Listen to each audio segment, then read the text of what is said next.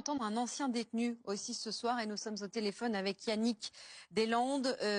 Vous êtes auteur de Au-delà des murs, 22 ans de prison et la lumière. Ça fait aussi partie du titre et c'est important. Comme l'indique le titre de votre livre, vous avez passé plus de 20 ans en prison pour différentes raisons, trafic de stupéfiants, violence, mais aussi braquage. Et vous êtes sorti il y a 5 ans. Ce qui nous intéresse évidemment, c'est d'avoir votre récit des conditions de détention. Vous en avez vu beaucoup, vous, des chichas, par exemple, circuler lorsque vous étiez en prison? Bonjour. Alors, évidemment, en prison, plein de choses se passent, ne serait-ce que pour la paix sociale. Donc, il y a plein de choses qui sont tolérées ou qu'on laisse faire.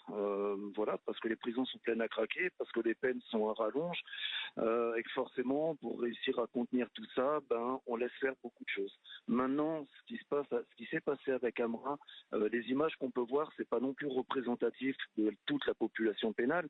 J'entends bien, on parle du téléphone, on parle de trafic, mais enfin la majorité des détenus qui ont des téléphones, c'est plutôt pour appeler leur gosse le soir, c'est plutôt pour avoir un petit moment intime avec leur femme au téléphone, ce qu'on ne peut pas faire avec les cabines téléphoniques qui sont hors de prix, et en plus qui sont écoutées.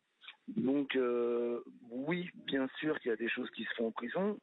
Ça fait aussi parfois avec la complicité de certains surveillants qui craquent, qui se laissent aller.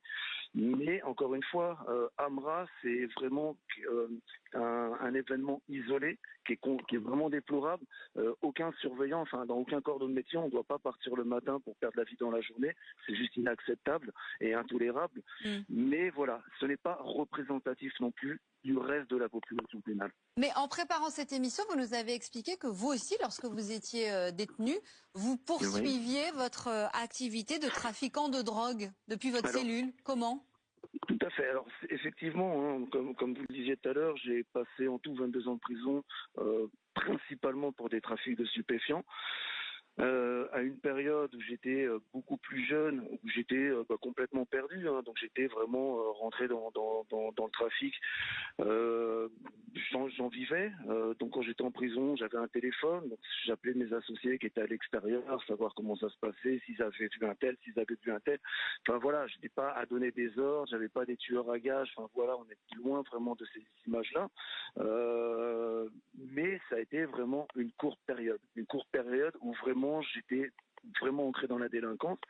Mais le reste de ma détention, le reste de toutes ces années de détention, ça a été une très très longue reconstruction, ça a été une thérapie, ça a été apprendre à lire, ça a été passer des diplômes, ça a été m'engager dans du sport, ça a été écrire mon autobiographie, ça a été des belles rencontres avec un visiteur de prison, avec une conseillère d'insertion et de probation, qui m'ont permis aujourd'hui de m'être Aussi sorti de tout ça, ça fait de 5 ans. vous en sortir.